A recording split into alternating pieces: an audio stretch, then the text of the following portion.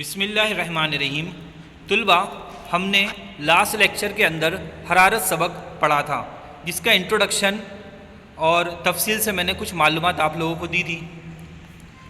इस तस्वीर के अंदर आपको मुख्तलिफ़ अक़साम के ज़रिए हरारत ट्रांसफ़र किस तरीके से होती है और हरारत कहते किसे, इसके बारे में हमने मालूमात हासिल की थी।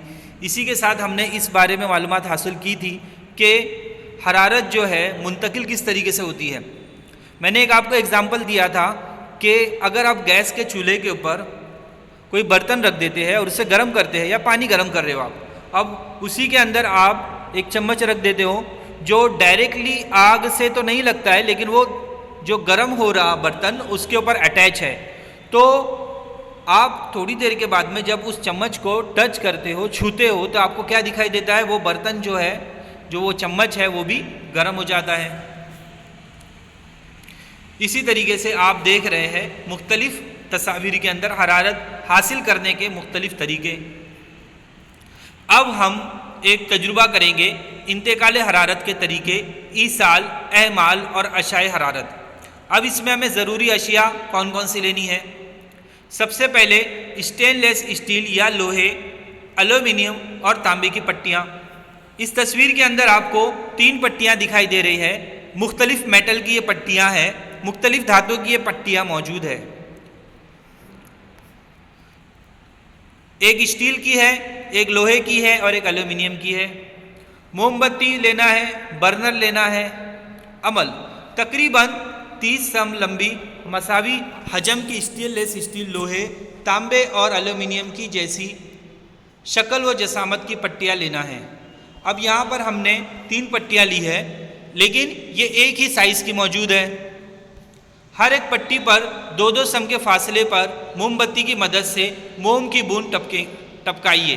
अब ये तीनों पट्टियों के ऊपर हमें एक काम करना है कि उसके ऊपर मोमबत्ती की मदद से मोम टपकाना है। तुलबा, ये तजुर्बा हम घर पे नहीं करेंगे, ये स्कूल ही के अंदर ये तजुर्बा किया जाएगा। तो तमाम तुलबा इस चीज़ को ज़हन नशीन करें कि आपको ये घर पे नहीं करना है।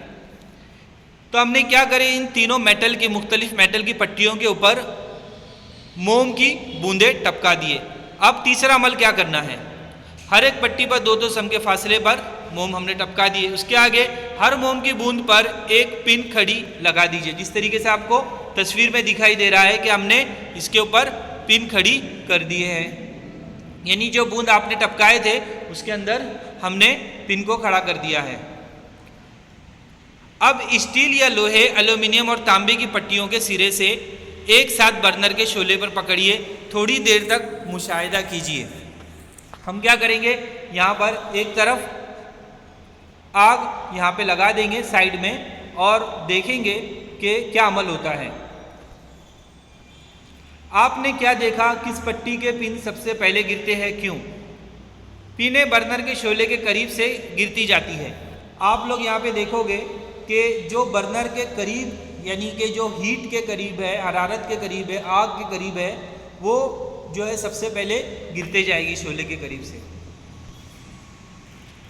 पिनें बर्नर के शोले के करीब से गिरती जाती है। इसका मतलब ये हुआ कि हरारत का बहाव पट्टी के गर्म सिरे से ठंडे सिरे की जानिब होता है।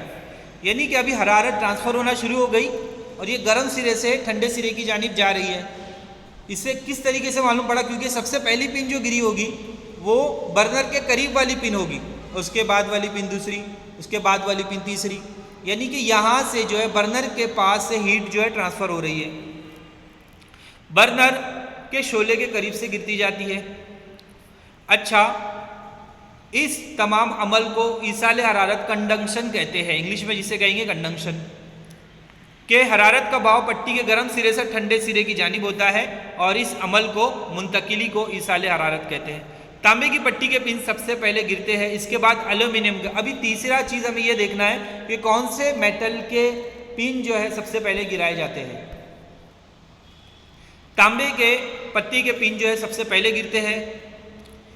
जो पट्टी जो थी उसके अंदर तांबे की जो पिन थे ऊपर लगे हुए, वो सबसे पहले गिरे। इसके बाद एल्यूमिनियम की पट्टी के पिन गिरते हैं, फिर उसके बाद लोहे की पट्टी के पिन सबसे देर में गिरते हैं। अब इससे हमें सबसे आसान चीज़ ये समझ में आती है कि हीट सबसे जल्दी किस में पहुंची।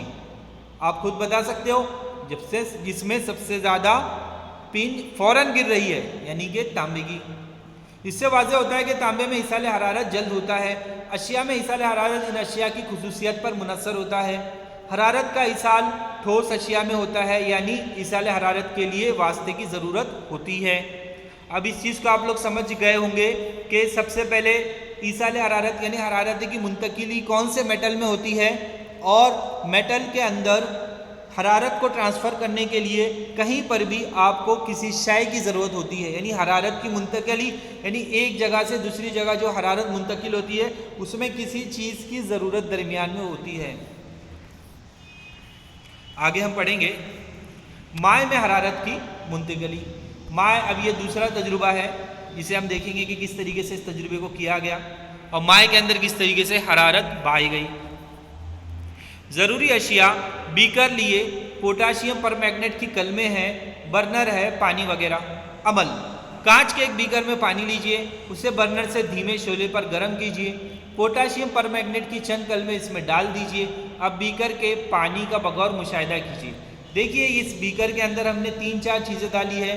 पोटाशियम परमैग्नेट की कलमें हैं, बस यही चीज़ है, और बर्नर तो नीचे है इस तरफ, और पानी वगैरह। यानी पोटाशियम परमैग्नेट की कलमें हैं और पानी है इसके अंदर।